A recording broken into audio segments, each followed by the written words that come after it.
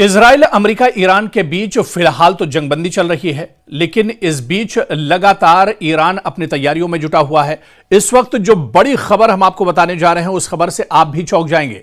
जी हां, south Korea के एक डेलीगेशन से, साउथ कोरिया के एक वफ्द से इराक के जो फॉरेन मिनिस्टर हैं अब्बास इराक्ची, उन्होंने मुलाकात की है। जी हां, ईरान के फॉरेन मिनिस्टर अब्बास इराक्ची ने साउथ कोरिया के एक डेलीगेशन से मुलाकात की है और इस मुलाकात में अब्बास इराक्ची ने इजराइल और अमेरिका पर सीधे सीधे हमला बोला है। उन्होंने कहा है कि अमेरिका और इजराइल नहीं चाहते हैं कि मशरिक़ वुस्ता में हालात ठीक रहें, मशरिक़ वुस्ता में हालात पुरअमन रहें, और इसके लिए जो आज ये जंग हो रही है, जिस तरह के हालात हैं, लोग मशरिक़ वुस्ता में परेशान हैं, इसके लिए इजराइल और अमेरिका जिम्मेदार हैं।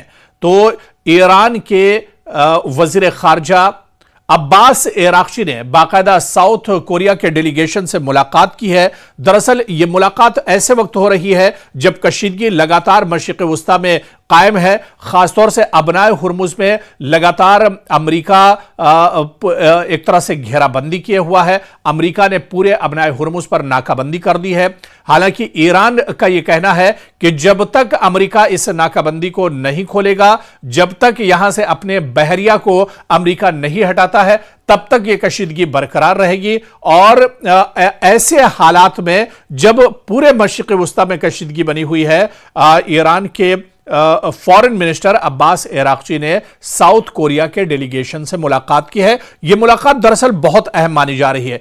क्या सवाल यह उठता है, क्या साउथ कोरिया इस जंग में ईरान के साथ है? क्या साउथ कोरिया पूरी तरह से इस जंग में ईरान के साथ एक तरह से खड़ा है? साउथ कोरिया अपने असलहा, गोला बारूद और दूसरी जो मदद है वो एक तरह से ईरान की कर रहा है, और ऐसे में ईरान के वजीर खारजा अब्बास इराक्ची का साउथ कोरिया के डेलीगेशन से मुलाकात करना दरअसल कई तरह के सवाल भी खड़े कर रहा है। यह मुलाकात जाहिर सी बात है कि इजराइल के लिए बहुत बड़ा झटका है। यह मुलाकात अमेरिका और डोनाल्ड ट्रंप के लिए बहुत बड़ा झटका मानी जा रही है, क्योंकि अमेरिका का यह मानना है कि उसकी दादागिरी के चलते, उसकी चौधराहट के चलते दुनिया का कोई भी मुल्क दरअसल ईरान के साथ नहीं है। ईरान इस जंग में तनहा खड़ा है, लेकिन ऐसा बिल्कुल नहीं है।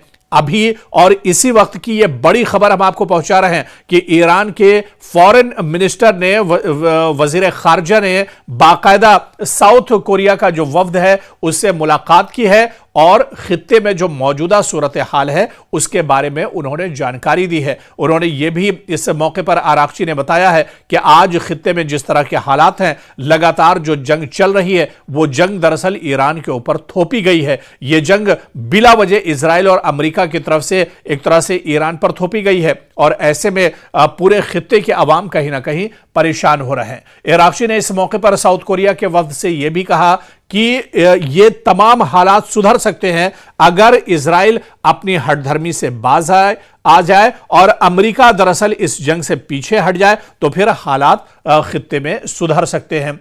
अब्बास इराक्ची ने यह भी इस मौके पर कहा कि जिस तरह से धमकियां दी जा रही हैं, जिस तरह से अमेरिका और इजराइल की तरफ से वादा खिलाफी की जा रही है, जिस तरह से अबनाए हुर्मुज पर पूरा एक ब्लॉकेज बनाकर रख दिया है, अबनाए हुर्मुज में पूरी एक नाकाबंदी कर दी है, खासतौर से अबनाए हुर्मुज में लगातार अमेरिका एक तरह से घेराबंदी किए हुआ है। अमेरिका ने पूरे अबनाए हुर्मुज पर नाकाबंदी कर दी है। हालांकि ईरान का यह कहना है कि जब तक अमेरिका इस नाकाबंदी को नहीं खोलेगा, जब तक यहां से अपने बहरिया को अमेरिका नहीं हटाता है, तब तक यह कशीदगी बरकरार रहेगी। और ऐसे हालात में यह दरअसल इस जंग की सबसे बड़ी अब वजह है। हालांकि जब यह जंग शुरू हुई थी उस वक्त यह झूठा प्रोपेगेंडा किया गया था कि ईरान के पास न्यूक्लियर आइटम्स हैं, न्यूक्लियर बम्स हैं, न्यूक्लियर असलहे हैं, जो इजराइल के लिए बहुत बड़ा खतरा है, और इसी वजह से इजराइल और अमेरिका ने ईरान पर हमला किया था। हालांकि ईरान ने यह कहा था कि उसके पास कोई न्यूक्लियर हथियार नहीं है, और अगर यूरेनियम की अफजूदगी ईरान करता है तो वो अपनी हिफाजत और अपनी सिक्योरिटी के लिए दरअसल कर रहा है। और ऐसे में जो खित्ते की तमाम सच्चाई है वो अब्बास अराक्ची ने साउथ कोरिया के वफ्द के सामने रखी है। और ऐसे में साउथ कोरिया एक तरह से ईरान के साथ खड़ा है। यह बड़ा नाजुक वक्त है जब इस तरह की खबरें आ रही थी